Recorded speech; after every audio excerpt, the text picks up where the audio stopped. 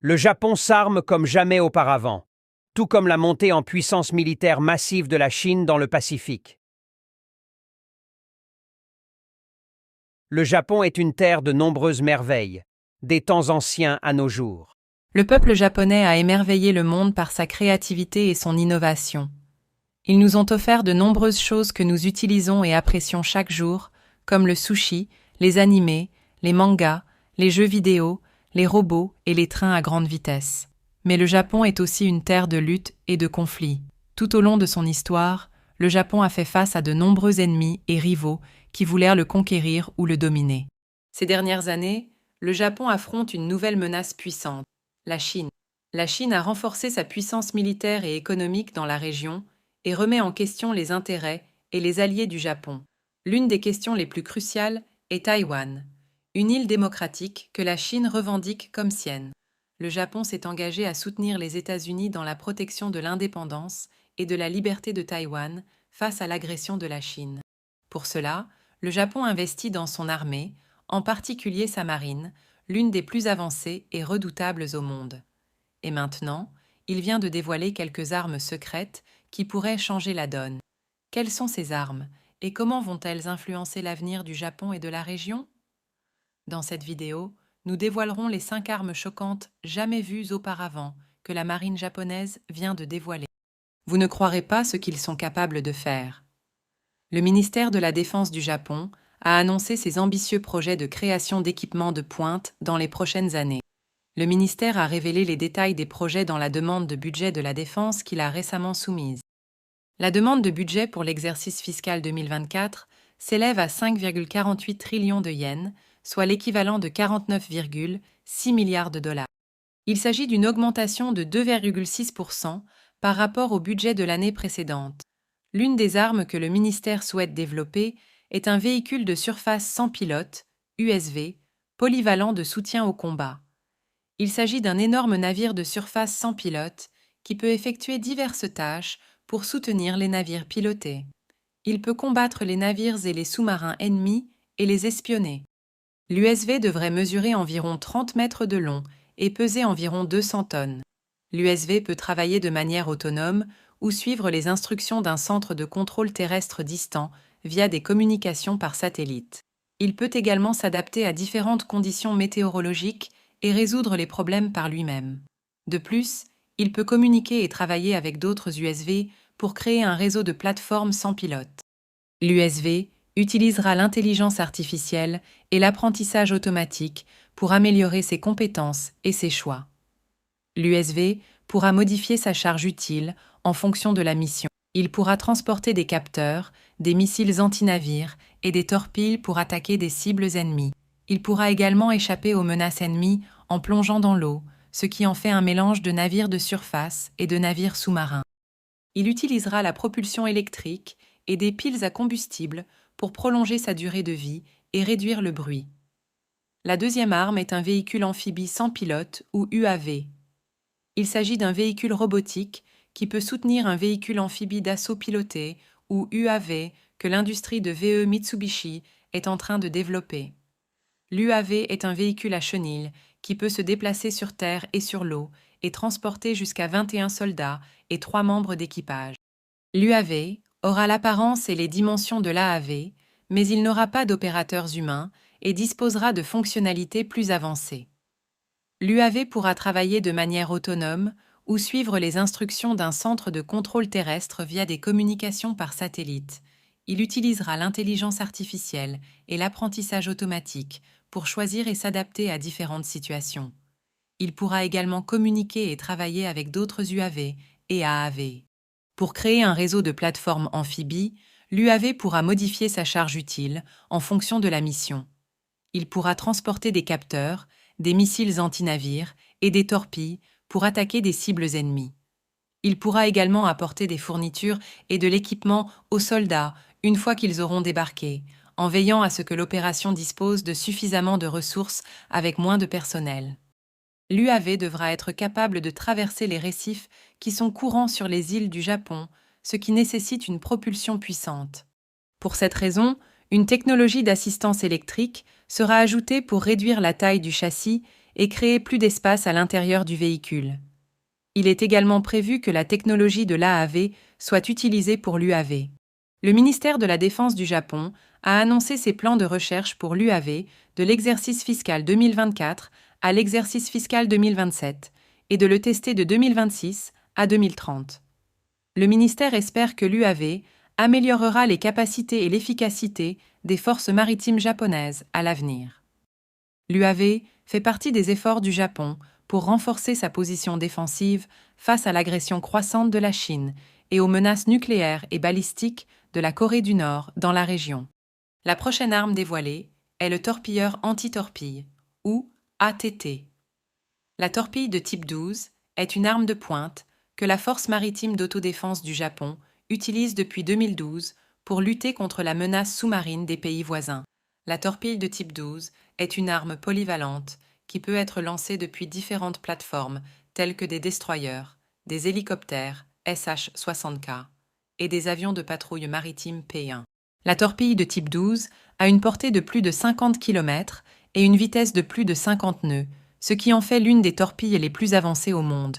Cependant, face à une guerre imminente, la JMSDF, Force maritime d'autodéfense japonaise, n'est pas satisfaite des capacités actuelles de la torpille de type 12 et souhaite la rendre encore plus meurtrière et fiable, anticipant des défis croissants de la part des sous-marins ennemis.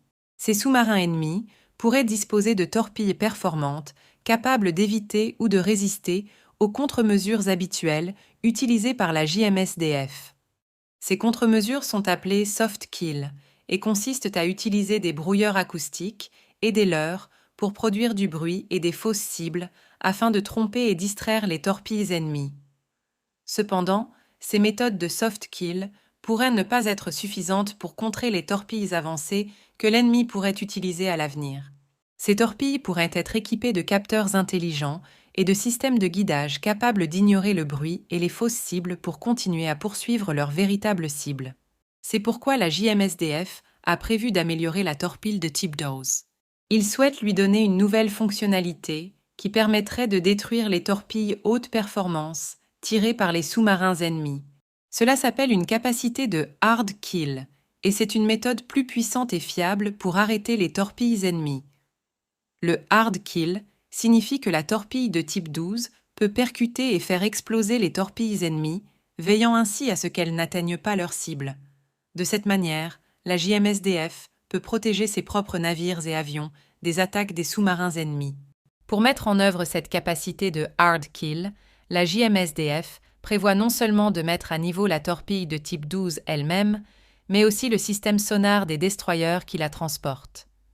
Le système sonar est l'élément principal qui les aide à détecter et à suivre les torpilles ennemies à un stade précoce, puis à transmettre les informations au tube de lancement des torpilles de type 12. Le système sonar amélioré sera plus sensible, plus clair et aura une portée et une couverture plus étendue que le système sonar actuel. Cela aidera les torpilles de type 12 à repérer et à intercepter rapidement les torpilles ennemies avant qu'elles ne s'approchent trop près de leur cible. La JMSDF souhaite terminer le développement et les tests de la torpille de type 12 améliorée d'ici 2029. Ils commenceront à fabriquer des prototypes de 2024 à 2028 et effectueront davantage de tests de 2025 à 2029.